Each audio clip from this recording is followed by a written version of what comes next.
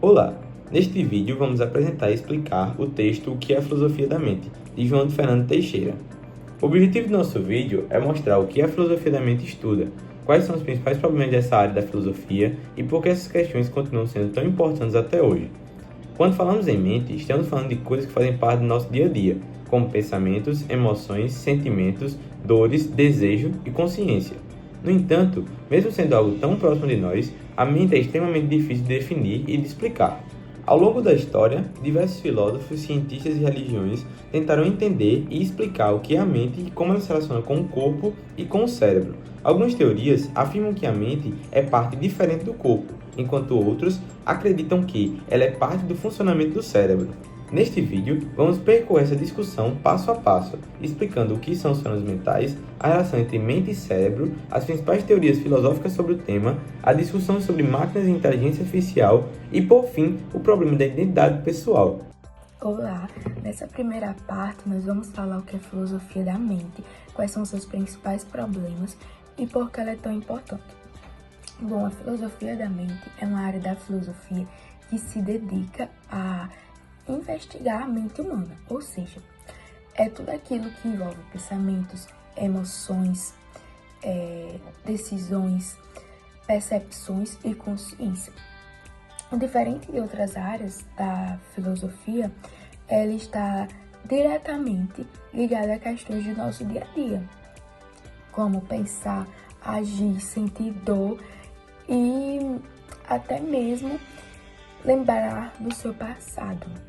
E segundo Fernando Teixeira, essas perguntas elas são bem antigas, porque desde a filosofia antiga, passando pela Idade Média e chegando à filosofia moderna, os filósofos eles tentam entender como a mente ela se relaciona com o nosso corpo.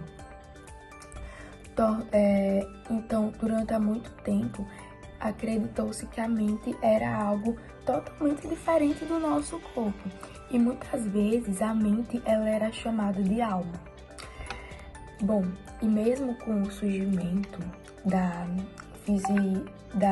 fisicologia e da neurociência, essas perguntas continuaram sem respostas definitivas. A fisicologia, ela tentou ter uma ciência da mente, mas ela acabou como um foco no comportamento, mostrando assim que a mente é difícil de se observar diretamente.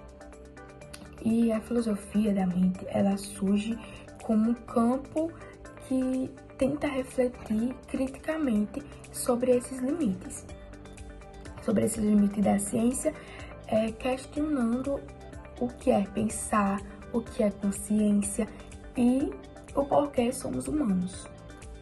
Agora vamos explicar o que são fenômenos mentais e por que eles representam um grande desafio para a filosofia e para a ciência.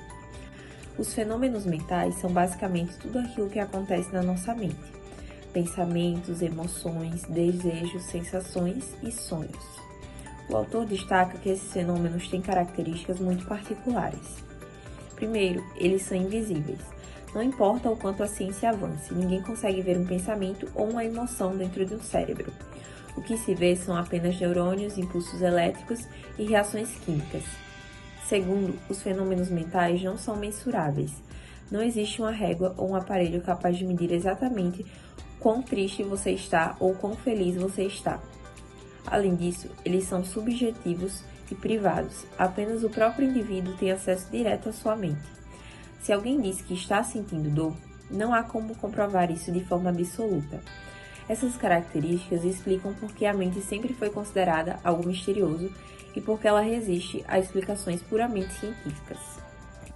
Nesta parte, vamos aprofundar a relação entre mente e cérebro, mostrando por que eles não podem ser totalmente separados. Apesar dos fenômenos mentais serem subjetivos, o texto deixa claro que eles estão ligados ao cérebro.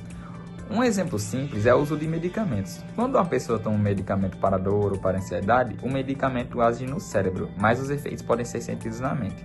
Outro exemplo importante são os casos das lesões cerebrais. Quando a pessoa sofre danos no cérebro, eles podem perder memória, mudar de personalidade e até mesmo perder a capacidade de falar e de reconhecer pessoas.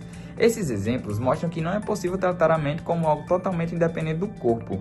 O grande problema é explicar como essa relação acontece, como algo físico, feito de matéria, pode produzir experiências internas como pensamentos, emoções e consciência. Esse é o chamado problema mente e cérebro, um dos temas centrais da filosofia da mente. Agora, vamos explicar as duas principais teorias filosóficas que buscam solucionar o problema mente e cérebro. São elas o dualismo e o monismo. O dualismo, ele basicamente afirma que mente e corpo são coisas diferentes. Para Descartes, a mente é algo imaterial, indivisível e diferente do corpo físico. Essa teoria, como eu disse anteriormente, ela basicamente explica que mente e corpo são coisas diferentes, mas há um grande problema nela. Como algo imaterial é capaz de agir sobre algo material? Como pensamentos são capazes de gerar movimento no corpo físico? Já o humanismo, principalmente o materialismo, ele afirma que só existe matéria e também que a mente ela somente é responsável pelo funcionamento do cérebro. O grande problema dessa teoria, o principal problema dessa teoria é basicamente a existência da consciência e da subjetividade. Como reduzir pensamentos, sentimentos e dores a apenas processos químicos? Como a gente pode ver, ambas as teorias elas apresentam ainda questionamentos, ou seja, elas não conseguem resolver 100% a problemática, fazendo com que até os dias atuais ainda persistam debates a respeito do tema. Máquinas, pensamento e inteligência artificial. Nesta parte, nós vamos discutir a possibilidade das máquinas pensarem. Com o surgimento dos computadores, surgiu uma nova questão filosófica. Uma máquina pode pensar? Alan Turing propôs o teste de Turing, segundo o qual uma máquina poderia ser considerada inteligente se conseguisse se passar por um ser humano em uma conversa. Essa ideia influenciou o desenvolvimento da inteligência artificial e levou muitos a acreditarem que o pensamento humano poderia ser reproduzido artificialmente. Surgiu também o funcionalismo, que afirma que pensar é desempenhar certas funções, independente do material de que sistema é feito, porém o texto ele levanta dúvidas sobre essa ideia. Agora vamos aprofundar as críticas feitas à ideia de que máquinas realmente pensam. O autor argumenta que imitar comportamento não significa compreender. Um computador ele pode responder perguntas, resolver problemas e executar tarefas complexas. Mas isso não quer dizer que ele entende o que está fazendo. O pensamento humano envolve consciência, intenção e significado, elementos que não aparecem apenas no comportamento externo. Por isso, o teste de Turing é insuficiente para definir o que é pensamento. O texto mostra que há uma diferença fundamental entre simular inteligência e realmente ter uma mente. Nessa parte, vamos discutir o problema da identidade pessoal. O problema da identidade pessoal busca responder o que faz com que uma pessoa continue sendo a mesma ao longo do tempo. O autor usa o experimento do transplante de cérebro para mostrar a complexidade dessa questão. Se o cérebro de uma pessoa fosse colocado em outro corpo, quem seria essa pessoa? Seria definido pela memória, pelo corpo, pelo cérebro? Cada uma dessas respostas gera problemas. A memória pode falhar, o corpo muda com o tempo e o cérebro leva a questões difíceis. O texto mostra que não há uma resposta definitiva, tornando esse um dos problemas mais difíceis da filosofia da mente.